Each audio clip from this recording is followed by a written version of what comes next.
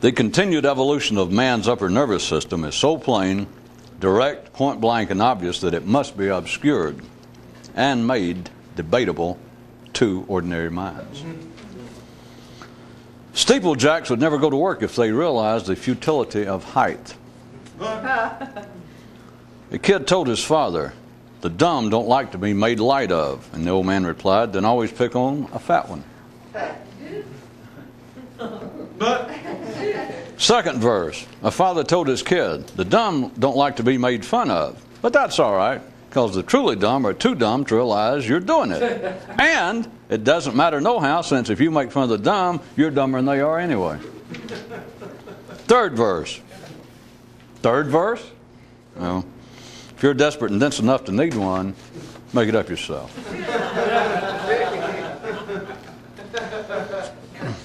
The world of the mind is the world that can never be, and is yet the one that can never cease claiming to be. Let's see any other creature match that. Fable. Local conditions said to life, "But men are doing the best they can," and life replied, "Not good enough." One guy said, "Guess which is my favorite quiz show and you'll win a prize." And the second guy says, "I don't know, which?" And the first guy says, "Me." Conversation in a car. "Daddy, how can men believe that they can actually change or be original?" "Son, when all the fish are blue, pro-green statements mean little." They rode for a while in silence, and the boy spoke again. "Daddy, talking to you is oftentimes even better than talking to myself." "I know, son. That's what real fathers are for." In quiet, a few more miles lapsed, and again the lad articulated, "Daddy, what have most fathers done with their brains?" "Well, son, now you've hit the heart of the question. To wit, are fathers responsible for the passing of intellectual energy to their heirs, or, when we say fathers, are we in truth speaking of the mind of the young?"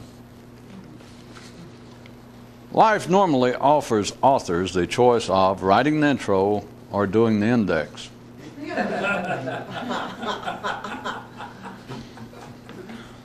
Only simple men stay on one-way streets, and the super simple, known as sophisticated, on two-wayers. Whenever he hated it, one man would say, "I love it." And when he understood even more, would only smile and say nothing. Yield, yield, and take yield. Told you. An in-town playing of the question and answer game. Question: why do men have history and education? Answer: so they won't realize how incapable of originality they are. Question: why do I have to ask? That's a rhetorical question, I assume. Hey, I was going to say that. Yeah, maybe in another life. Thank you, contestants. You may return to your skull now. First, men could spit. Then they could speak. Now they can spit again. One man claims that he takes all of the ideas he has related to one particular subject and puts them on a single sheet of paper, then cuts them up into separate pieces. And he was asked, "Do you call that thinking?" And he said, "No." And was asked, "Do you call it art?" And again he replied, "No, I call it a recipe." More unraveling of academia in the city. Definition: history. Gossip made acceptable. Conversation overheard in a park. If you could see your mind grow with exercise, same as you can with your muscles, athletes would become intellectuals. More than that, if men could actually see their minds grow through specific use, the parade itself would move faster. Yeah, now that you put it that way, I guess that explains it, right? Yes, except for the fact that you and I can even discuss the possible otherwise. The higher up squirrels climb, the less they remember of Egypt. After lifetimes of sitting beneath the tree, Buddha began to insist, "Let my mind go, for my mind is my people, and from them I wish to flee." Attentive forgetting is almost as good as having never known at all, which is a wise man's mental form of captivity. The difference between weirdness and real weirdness. Ordinary people can enjoy just weirdness, because even when weird, it still makes sense. But real weirdness, well, now that's another matter altogether. It's not enjoyed by routine minds because they never are even aware of it. Real mystics don't have to hide. That's why the fake ones have to dress up and act funny to get noticed.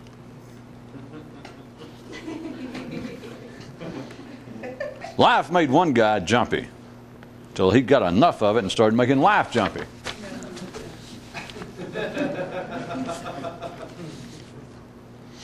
Whilst discussing the relativity of the connecting tissues that hold together man's sense of reality, a father said to his son, "Should you ever mistake a python for your whacker, you have either discovered the world's smallest reptilian constrictor, or you are the world's most favorably endowed."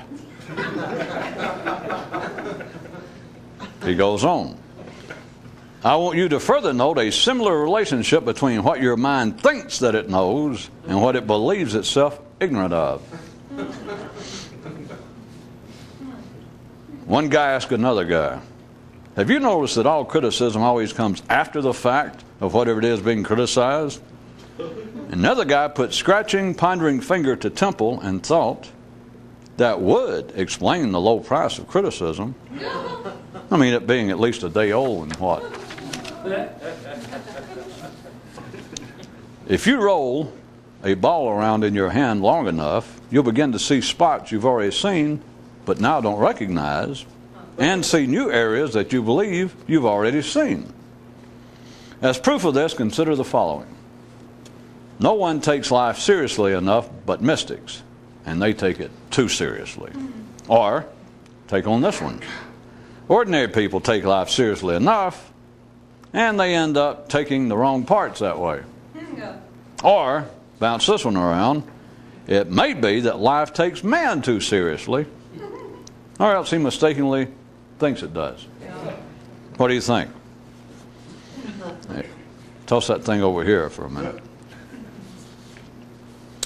If Shakespeare had sufficient clones, each with a fully loaded quill, they'd eventually all turn into monkeys. If there's any real justice in the world of cliches, that is. How to absolutely determine that you are mentally a native earthling. You wouldn't recognize originality if it came up and set your nose hairs on fire.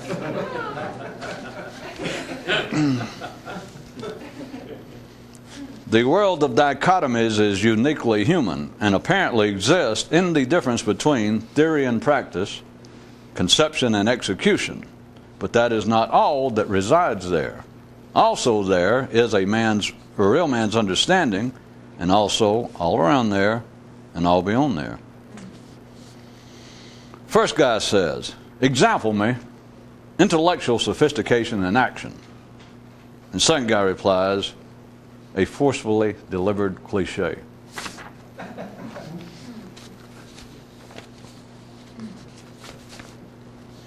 The son of an actor one day asked his father, "Is there a script to life?"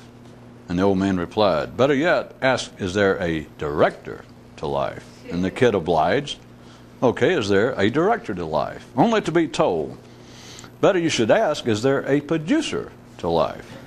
So the kid asked that and received the response, "Do you want to cut through the overture crap and get right to considering the normally unprogrammed Siamese connection between the actors and the audience?" No. This is why cities cannot build their more important institutions on twin hills. A creature circling Earth in an alien ship looked, pondered, then thought. If I could disassemble their words, I could free some of the horses from the carousel. But then, reflected he further, where would they go? This is why mystics can't use much help. The simple leftists stand to their feet and vigorously nod their agreement to whatever is forcefully said. All confession is a whine in disguise. Hope. When dead, the simple always look better.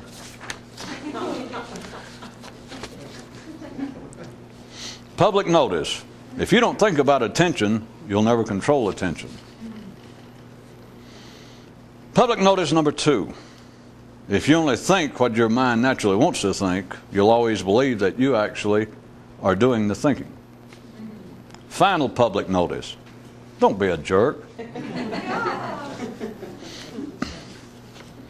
One man passed up the opportunity to be an actor, explaining that it was already hard enough pretending to be himself without having to pretend being himself, pretending to be somebody else. Absolutely final public notice. We're still talking mind here. Entertaining self-fulfillment. The simpler the mind, the more does the person wish to be taken seriously. Conversation in a forest between a lion cub and his father. Papa, why can you say things about human lives that are funny, but not about ours? Shut up and eat your game warden before he gets cold.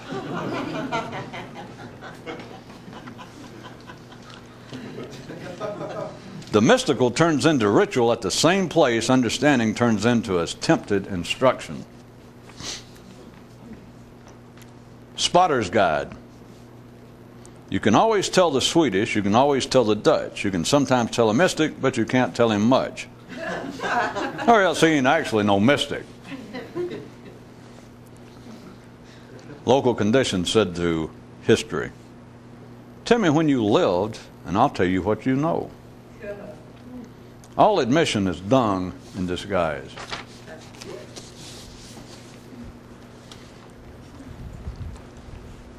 Does it take some nerve or what for people to check out books in a library on mysticism and such, or to attend some sort of weekend retreat and take it quite seriously in light of somebody like Buddha, spending 30 years almost killing himself, giving up that which ordinary people would die for?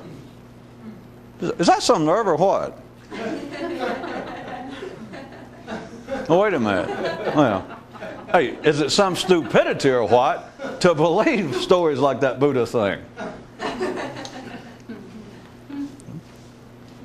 Took you into a corner, but I got you out.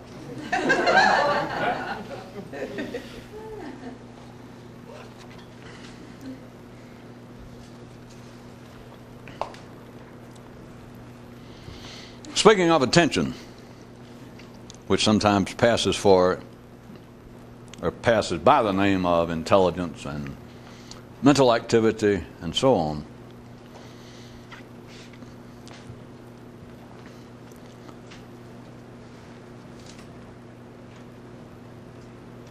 Consider, people do not pay it any mind, but consider that continually people, even those that are assumed to be, accepted to be ordinary intellectuals, are apologetic whenever they are coming close or threatening to become instructive.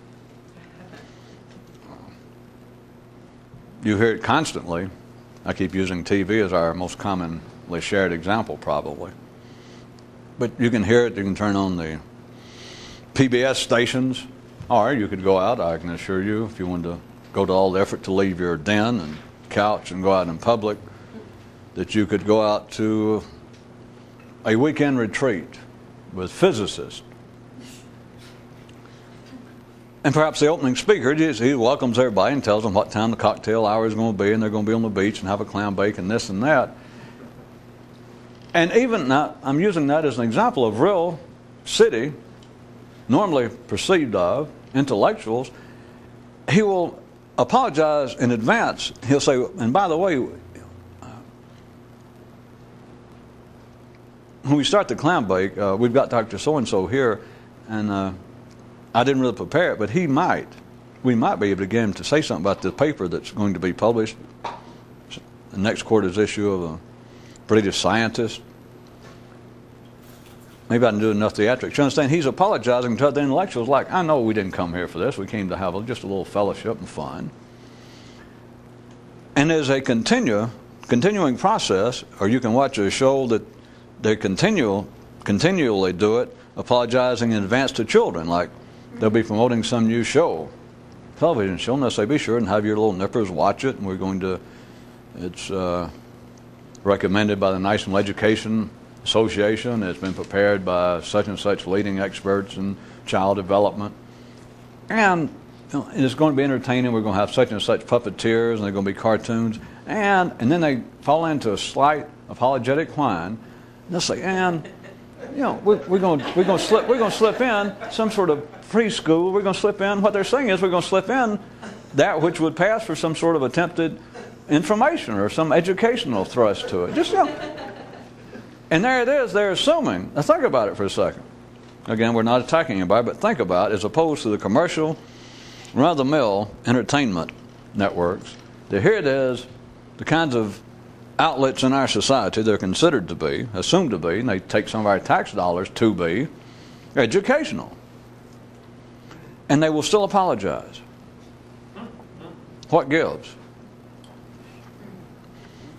That even amongst those that are perceived to be the intellectuals, they will apologize in advance. They will preface any attempted instruction, any attempted conveyance of any useful information. They will apologize in advance. Corollary. What the hell does a corollary mean? Corollary. I'm sorry, I happen to know the definition I was going to give it, but probably not the right time, that kind of dry stuff. I was trying to be entertaining.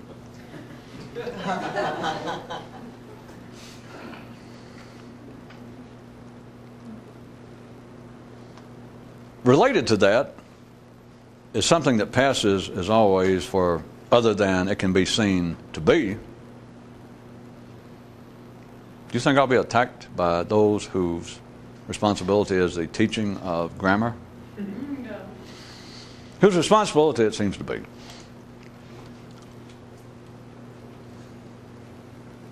That someone will make a public oral statement, or it can be in literature, but let's take a public statement.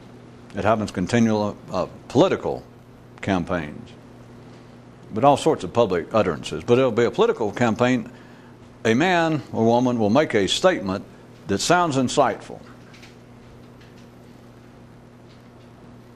They will preface it by saying,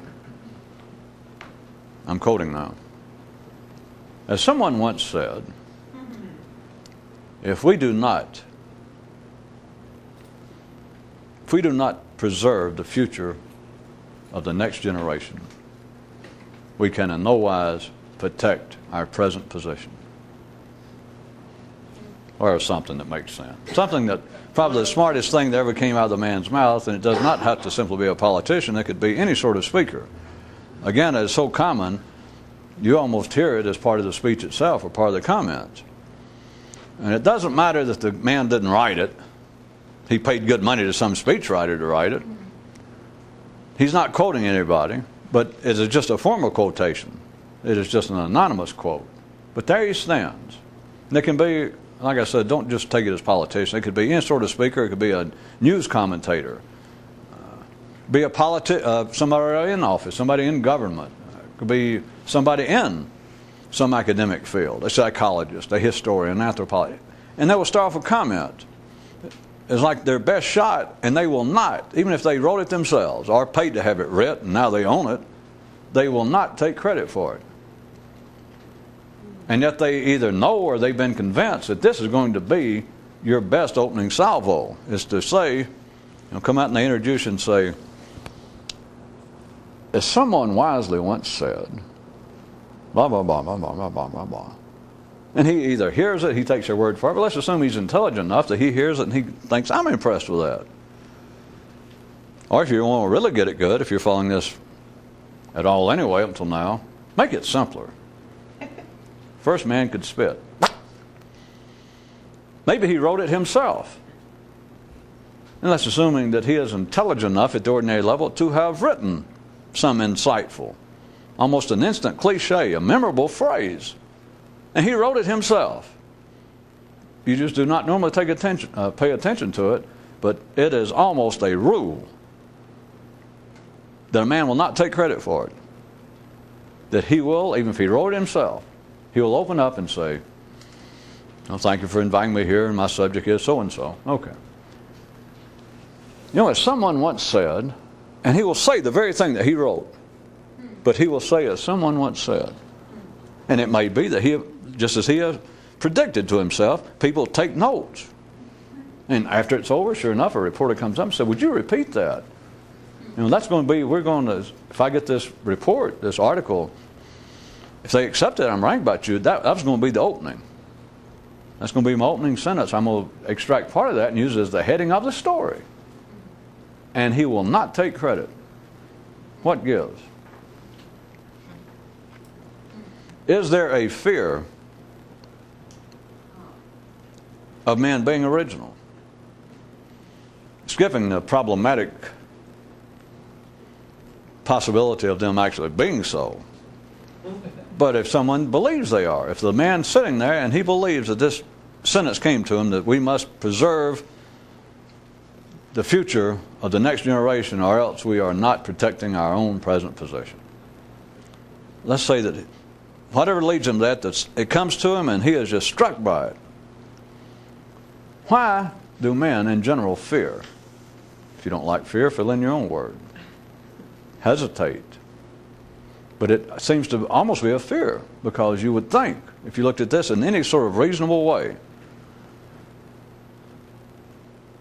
why would not the man take credit for it? He either wrote it, he had a group of speechwriters, it's all the same thing, and even if they told him that they agreed this should be your opening line, this should be the theme of the speech tonight, this should be the theme of your campaign if he was a politician, and he listens. And if he's a good politician, he got no opinion, no taste, no intelligence, and he says, is it really good? And they say, yeah. And he looks around, he's got 4 or 5, because you don't really have speech right unless you got more than one. Because you got one, you got to take his word for it. And anybody that's stupid won't take one other stupid person's word. Well, they assume one other person's stupid also. And so the man has to look around and says, are you guys sure this is a great thing? And the guy that maybe that wrote it, the first 2, they go, yeah. And he'll immediately look to the others, and they go, oh yeah, we agree. We had an alternative. Us over here group, Team B, we're writing another opening line, but once we heard that, no, there's no doubt, boss. And he goes, you guys are sure? And they'll go, oh yeah. So, in other words, he's sure. Now, he paid for it. That's the way politics works, Or many people who are not politicians pay to have speeches ripped. Why would not the man? He's apparently trying to appear intelligent, insightful, the kind of person that's seeking your vote to lead us. In his opening statement, is hopefully planned to be something that's going to strike at the heart of the potential voters, and people go, what a man. I mean, that he can see this. And the sons of bitches are almost, with few exceptions, loath to take credit. Another one I have hit you with several times, that my impression being that no one has fully choked on it yet. I mean, digested it. Is all forms of education, which is a form of history, which is a form of sanctity at the ordinary level, which is a form of intellectual continuity, the same as we need genetically. I say the same as we need, we got it whether you like it or not. But the same way that children, humans when they mate, only produce other humans. Well, with perhaps a few exception, but normally one species produces only that species physically. Those of you that took that personally may assume it was a joke. Assuming you have the intelligence to know what a joke is. That kind of continuity, you've got to see, is necessary for life to stay stable at any physical level. But there's also a kind of stability via continuity that is necessary in the intellectual world.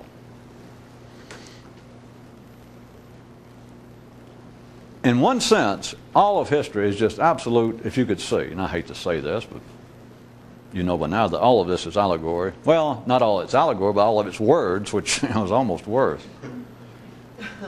All history, everything that anybody's ever known is just absolute bullshit, if you can think. Now, it can be entertaining. You might prefer to read history to National Lampoon or Vogue magazine. But it is a hobby. I assure you that if you could think in an area of the mind, if you could undergo said Buddha's night of renunciation, that you just abandon all old thought. Well, which ones exactly? We've been through this before, you stupid son of a bitch. You don't listen. What? Hurry up, nature game warden.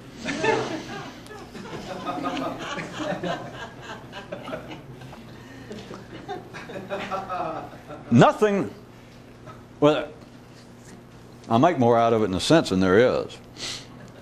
First off, I assure you that if you can ignite your brain, if you suddenly joined in Buddha and reliving yet again the moment of enlightenment, the reaching of the Buddhahood, the renunciation, and it's a silent renunciation, remember. He did not get up and say, "Boy, God, I'm renouncing all this." No. When you understand what it is, you get up. You no longer have to sit there. You no longer have to starve yourself. You don't have to do any of that stuff that anybody else is doing. But you don't get up and say, "Now I know better." Because if you get up and say, "Now I know better," you don't know better. You may be able to start a new religion, but you don't know any better. I said I was going down, maybe making it too complicated, figuratively speaking. See, first off, you understand that everything you thought, just forget it. It's just irrelevant. I can say it's wrong because that gets people's attention. It seems to be that at least you can stand there. If I say, all right, everything you ever thought, from a mystical way, from all of this idea of some sort of secret kind of effort that will put you in a new state of consciousness. Yeah. All right. Let me tell you this. Anything you ever thought it is, anything that you think the Enlightenment shows or that moment, anything, it's wrong. And you go, "Well, you don't know what I think." And I go, this is an old story, by the way. And I go, "Well, it doesn't matter what you think." You could say, "Well, you don't know whether I have a Buddhist background or a Hindu background or a Jewish." And I say, "Well, that doesn't matter." And you say, "Well, yeah, but you don't know whether I'm Nigerian or whether I'm Norwegian." And I go, "It doesn't matter." And you go, "Well, you don't know whether I'm educated or non-educated." It doesn't matter. And then it sounds like almost something came out of a Zen fortune cookie that says, no matter what you've ever thought before the Enlightenment, it was wrong. I mean, it just sounds so neat, and it sounds like a quick dagger you can give to everybody. That somebody says, "Well, I've always believed that the whole idea of enlightenment is some sort of plot or some sort of gift brought to us by aliens from other planets." You can go, "Well, okay." You say, "Except for this. No matter what you think it is, everything you ever thought is wrong." And so then you can turn and walk away if you're playing that kind of game. It just sounds so, it's wrapped up better than a fried weenie sandwich. Just rolled up on itself, tied up in wax paper. It seems to be, take that. And it is. Except people then want to discuss it. Well, which parts? But anyway, back to, you first find out the renunciation it is the discrete, it is the distancing, it is a distinct separation from everything you thought before. And everything means everything. That's why they don't call it Buddha's night of selective renunciation.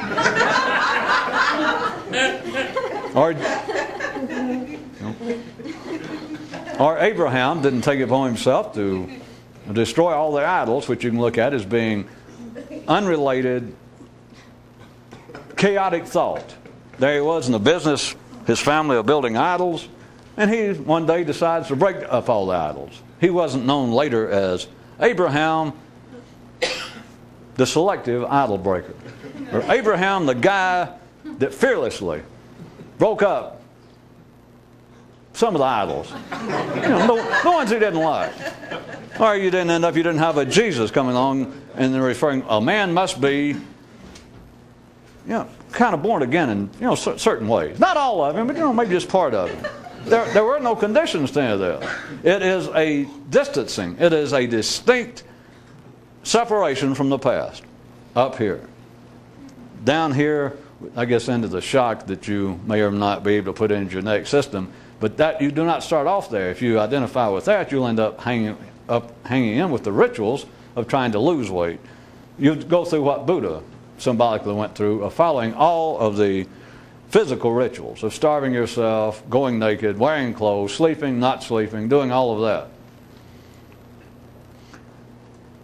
Back to, believe it or not, when I said that perhaps I was making it figuratively speaking, more complicated than it is, you first distance yourself, that is, you realize everything that you personally thought up until now, and there's no good word for it, I just say you distance yourself. The term Buddha's renunciation sounds good, but you don't turn on yourself and go, you old stupid son of a bitch. That's why I make up these little stories about a guy talking to his mind and saying, you idiot, and all that. And that's why you laugh. You don't know it yet. Your mind's not an idiot. It's named worth. It's a child. For those of you who don't figure all the stories about a father and his son. At any rate, the renunciation is a separation. You just leave it. The bulkier side of that is also where we started, believe it or not, is you understand it's not just you, it's everybody. It's why history, all of education, or what appears to be, I'm sure to some of you, if you're ordinary, it sounds like some sort of incomprehensible kicking I continue to do at what I've been calling civilization. And I've tried to explain to you what civilization actually represents. But it's everything that's happened before. You don't renounce it because, again, you're in favor of it. Or else you're not even a mystic. You're not even walking around sane. But especially if you understand anything, you're all in favor of everyone else being sane and honest and decent. And whatever religion they claim to be, you no longer have any preference. You just hope you're in favor of people being religious because it keeps them in their place. Keeps them kind of sane and you don't have to worry about them that much. It's good for everybody except you. And it's not bad for you, it's irrelevant. But the point is, you then have, there's nowhere to look. It's not just that everything you know is now irrelevant. I'm going to stop one more time. I know some of you probably think you see it yourself, and this is redundant. It's not that you look back at everything you thought, all your ideas, whether you believe that the way was to be a Buddhist, or if you did at some time believe that voices were talking to you from Atlantis, or that, whatever. It's not simply that you look back and go, well, thank God I'm no longer that big of an idiot. It's none of that. The renunciation is just a figure of speech. It is simply a separation. It is what is represented that Buddha did get up, or Jesus and many other religions, every one of them, have some idea of a twice-born man. A second kind of birth, that you are somebody new. And again, they end up at the only thing that ordinary people require is all these rituals of Hindus putting on certain clothing at a certain age of 12, and they call themselves, now you're a twice-born Hindu. You were born a Hindu, but that was just a matter of fate, just a matter of geography, a matter of culture. You were born here in a Hindu family, you're a Hindu, and a Jew. If you're born with, if you're Jewish, but you're not really Jewish until you go through like a second. It's a Jewish form of confirmation to really mix up the religions, that, bar mitzvah, that you take on responsibility. Yeah, I was a Jew, but I couldn't help it. I was born a Jew, but now I'm one of my own doing. Or the Catholics, the confirmation, or the Protestants, the baptism, which really gets into it, especially the real fundamentalist Baptists, instead of just sprinkling a little water that you can wipe off. And, it's actually submerging yourself, which many religions, not just Christianity, but as you know, an actual, that seems to be, and they refer to it, and they'll try to build up, want you to fast the day before you do it, and they go through procedure, and you put on a certain kind of robe, and they take you to a certain place, and they claim it's holy, or they dedicate it to the gods, and they actually submerge you. And then when you come back out of the water, you are a new man. They say, do you believe in Christian quarter, they'd say, do you believe in the laws of our church? Do you believe that Jesus was the Son of God? Do you believe in only one God, etc.? And you go, yes, yes, yes. They go, all right. And they put you, actually submerge you and bring you out and what it's supposed to represent. In fact, they want to push it a little bit further and say it actually happens if you believed it. That you are now a new man. Not a partially new man. You are a new person. But notice it is very physical. And all they do is physically do it. The renunciation is a separation. It is an abandonment. Not a hostile abandonment. It is not you winning some battle up until the point of a kind of night of renunciation, of the Buddhist, the moment of enlightenment, the epiphany, the being struck down of being Saul coming to persecute the Christians, being struck down there in the middle of the road on the way to do them harm, do them more harm, and you wake up and you're no longer Saul, you even have a different name, and you're no longer persecuting them, you're now out there supporting them.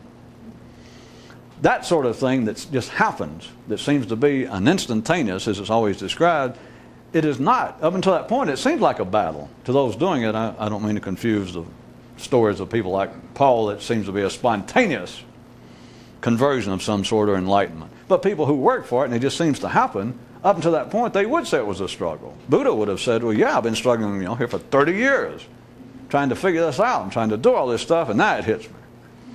And so up to that point, people would say it's a struggle. If you just ask somebody now that goes off on weekend retreats or they go to some Zen weekend group and they sit.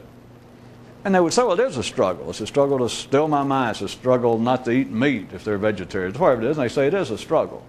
But even here, it appears to be a struggle up until it happens. Then the renunciation, the word, as I said, is somewhat overblown. Because it's not that you think, I've won. I hate to describe more in words. It's not that you won. It's then you understand what the struggle appeared to be. You understand yourself, what the basis was. Of course, you really understand to really play, let's throw Zen down and do a fandango dance on it, is then you understand immediately. Buddha and everyone else did at the time. Then they understood where everybody before them went, what it is you're trying for, I can't explain it to you. That's something that somebody that had it can expect him.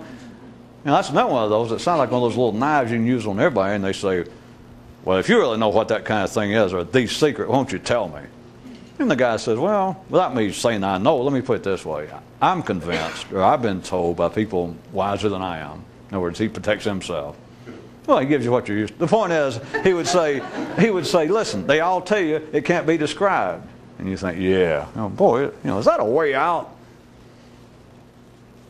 But I assure you that's the first thing that all the Buddhas and Abrahams and Jesus, the first thing, when they see it, the first thing they think, beyond anything, trust me, the first thing they think is, ah.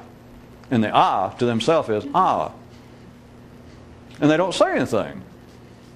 Because then it could start the cycle going. If Buddha had been sitting there, to use that story, and it could actually show, and one of those monks that was somewhere close, and that kind of effort was there, and he went, wait a minute, you don't trick me. You saw it, didn't you? And let's just say, I'm just making this up, and let's say that Buddhists, they've been buddies for a while, and Buddha goes, and kind of get him to look like, he goes, well, God damn it, tell me something. And for the first time in his life, assuming he still has some respect for the guy and understands that he had some promise, for the first time, he got none to tell him.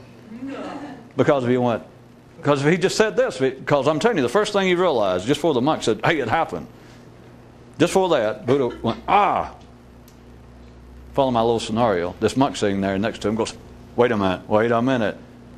You just had it. Tell me what it is. If Buddha even said this, because the first thing Buddha thought was, I'm assuming by you know what I mean. He then understands why everybody told him, you can't put in words. And he'd heard that all of his life. Yeah. And he suddenly saw it, and the first thing he thought is what I mean when I would go, Now follow the scene. This monk standing there, he goes, you saw it. It happened. And he goes, He said, well, tell me.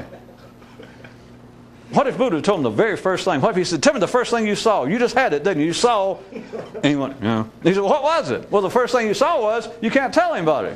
You can't describe it. So if he went, but he would have contributed even if he turned around and went, They're right. And the monk goes, what do you mean they're right? Tell me something. He says, because in a sense, that's the only right thing that has ever been passed down. Is to say, well, you can't describe it, which doesn't help. I know people write that down. I've seen people had it tattooed or, hem stitched or what you call it, embroidered, and they hang it up on the wall. That, the secret cannot be put in words. That's as old almost as the whole idea of some new form of consciousness. But what does it tell you? The truth is, as far as it being informative or helpful, nada. Nothing. It can sound clever.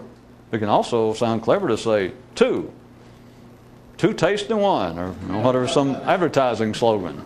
Faster than a speeding bullet. You can think, boy, that's clever.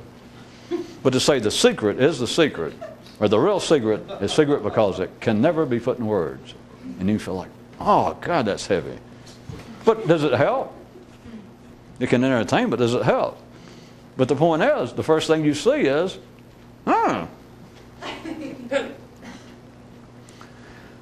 there is no past yourself. You understand, everything I thought, I'm going further than most people, but hell, it's not going to hurt you, is it?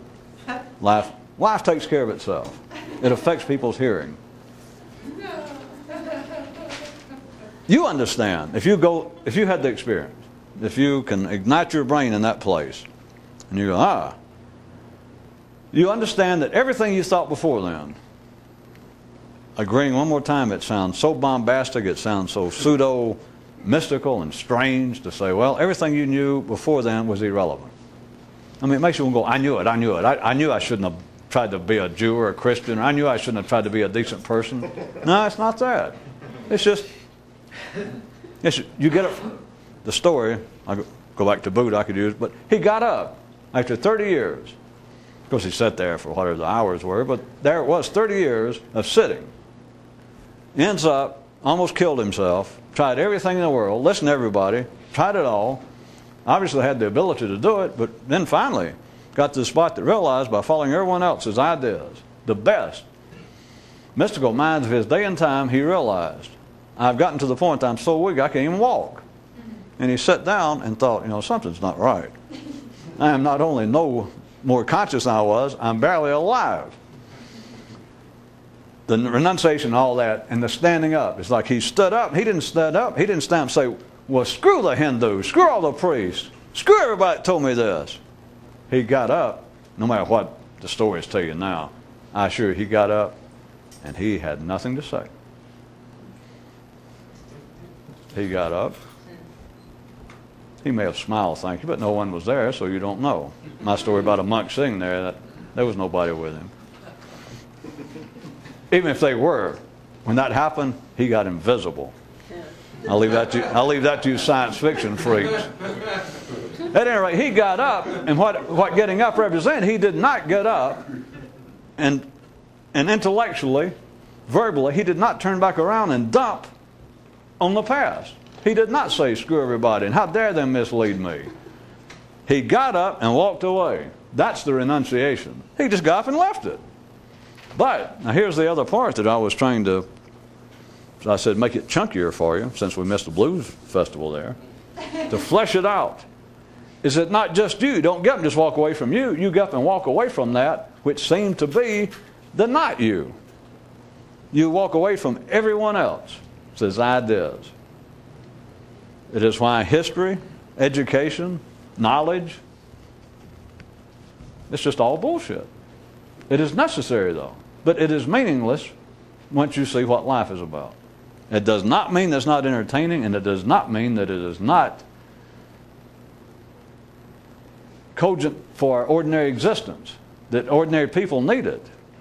You would never, a Buddha or somebody does not get up and go, wait a minute, not only did the religious priest mislead me, now that I see what life's about, I got news for you folks. The whole idea of being a decent citizen, of just being a decent family person, of trying to be educated, you're being misled.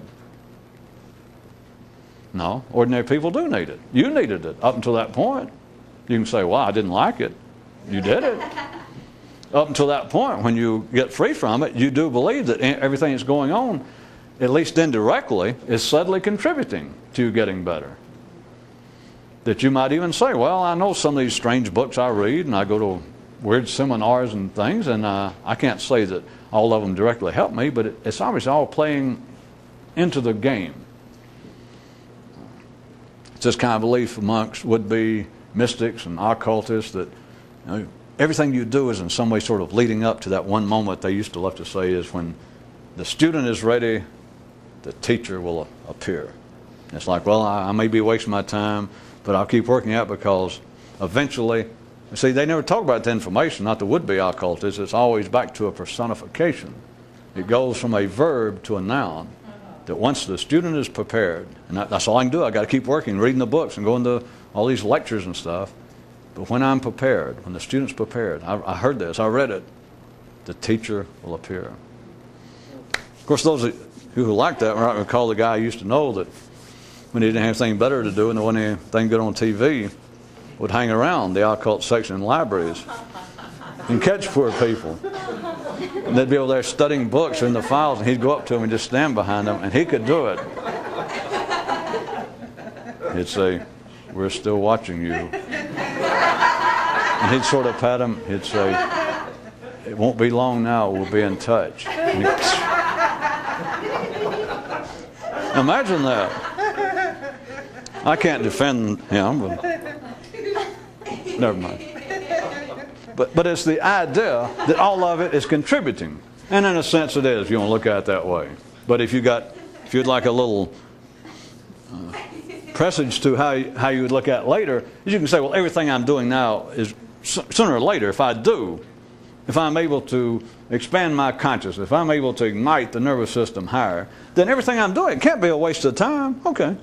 I mean, I'm trying to get there. I'm just having to stumble, make my way. So once I'm there, won't everything that I've done look like it did contribute, at least indirectly? Yeah. But I got another way to look at it. Put to you. Instead of looking at specifically of all you did, you're alive. Yeah. Well, that really contributed a lot.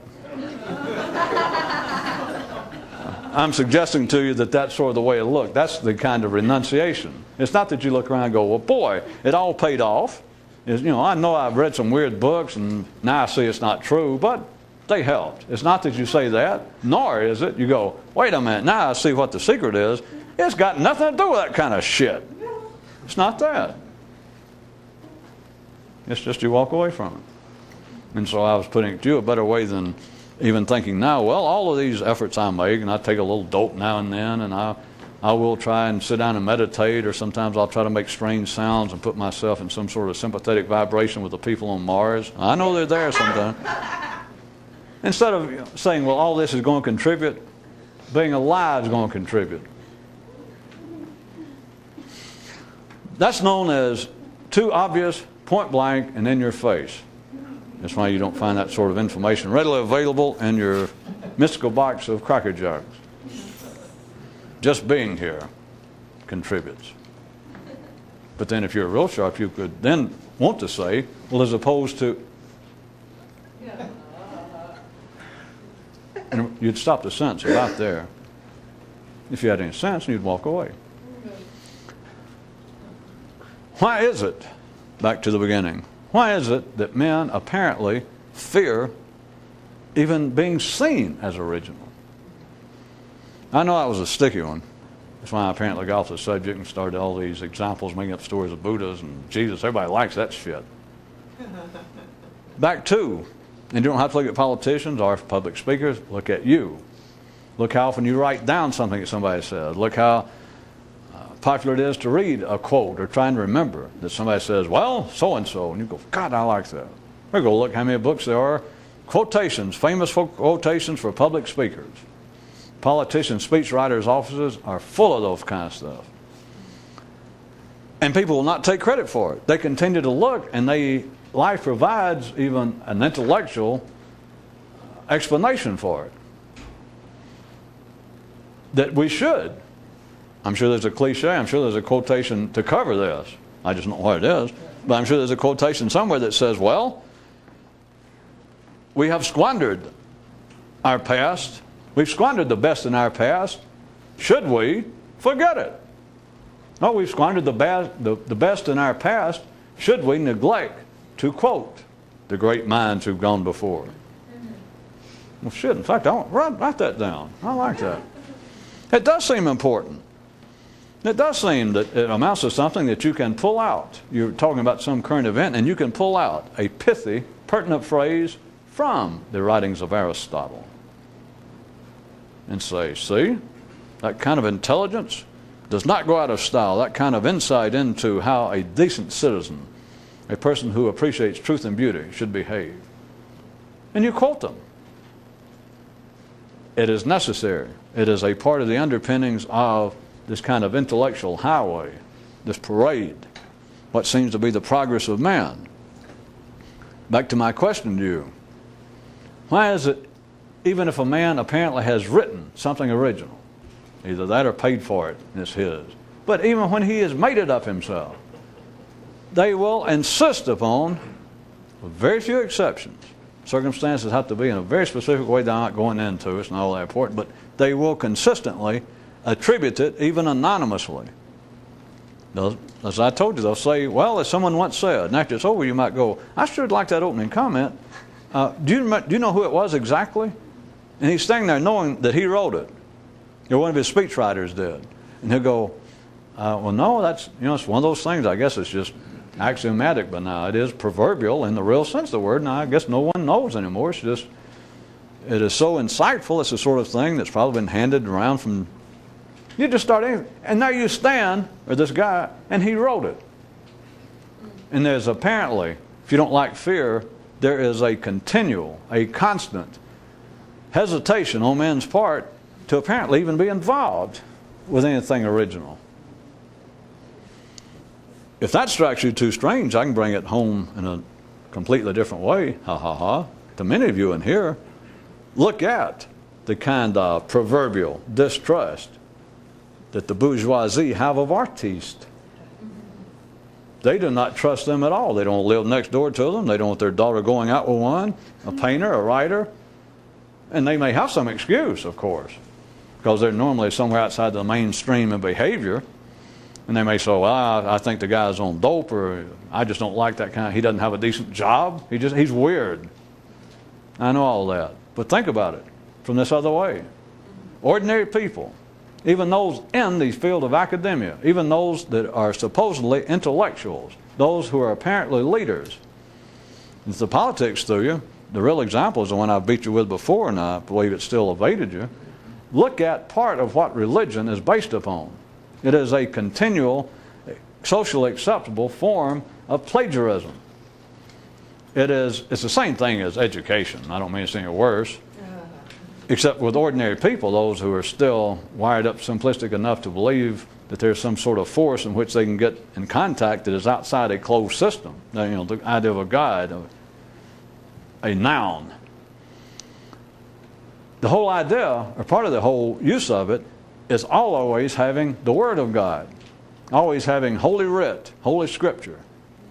Because, it's one thing, back when, amongst people who are still wired up to accept religion as being of greater importance than ordinary entertainment and information, they can apparently stand on greater authority and attempt to wield a greater figurative sword than a politician or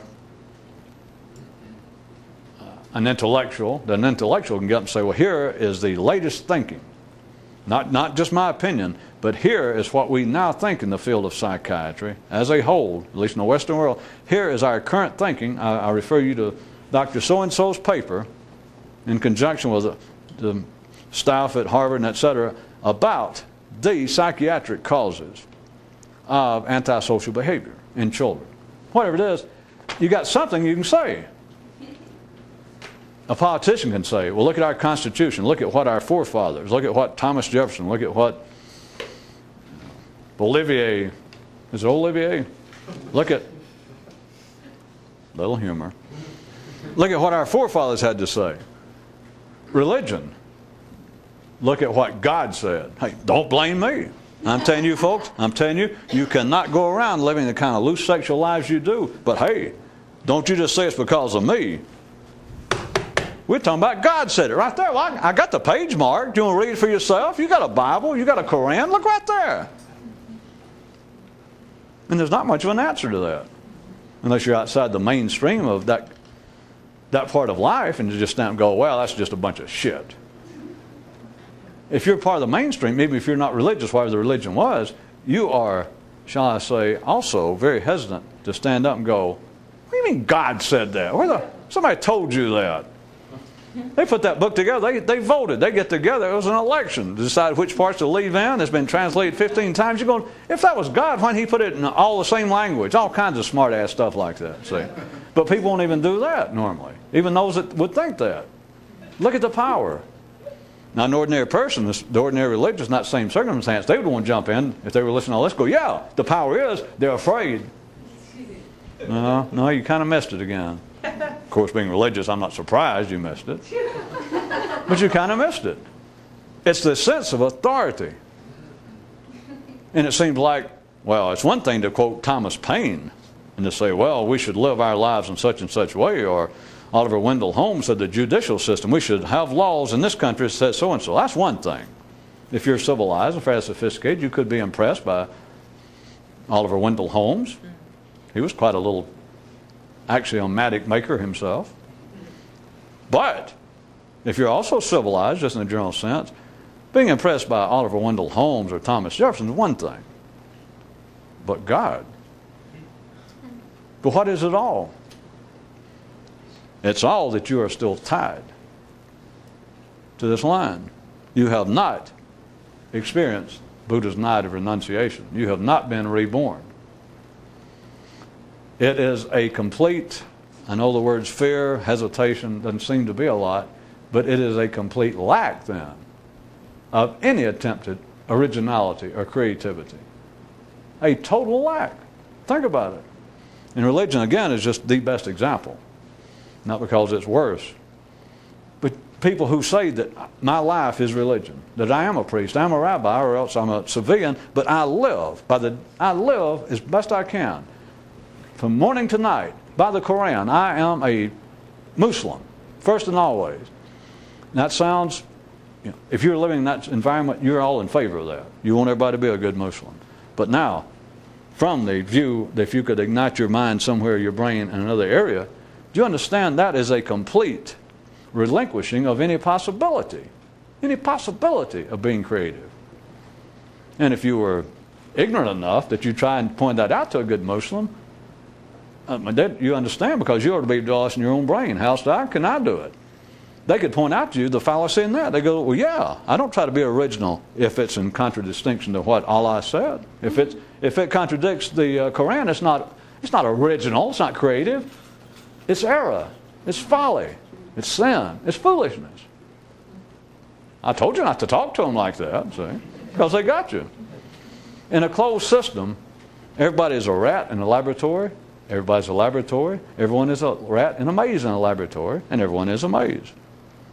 Did you say a maze? No, a maze. In a closed system, you can prove anything. And in a closed system, you do not have to be original. In a closed system, how are you going to be original?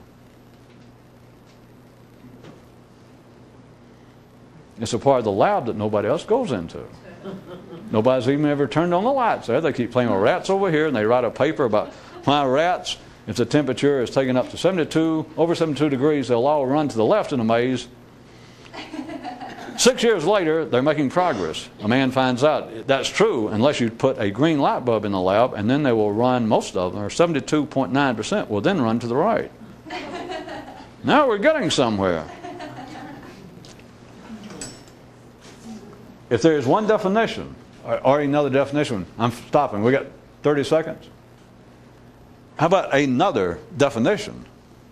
Could even be the ultimate definition of a mystic. I put it to you as a rhetorical question. Someone who does not fear being original.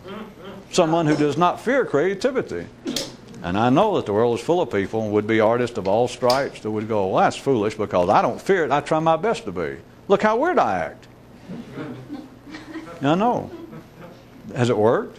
If I was stupid enough to go on, they go, well, no. But I liked weirder. See, that's not the same thing. People would say, yes, I want to be creative. I want historically to the past, which is only you can. You rely upon what you've already thought, and if you have any doubt, of course, you rely on what other people thought to help support it. At least I'm not crazy. Hell, Plato said the same thing. God said it, so hey. Perhaps the only person, a mystic, who does not fear creativity and originality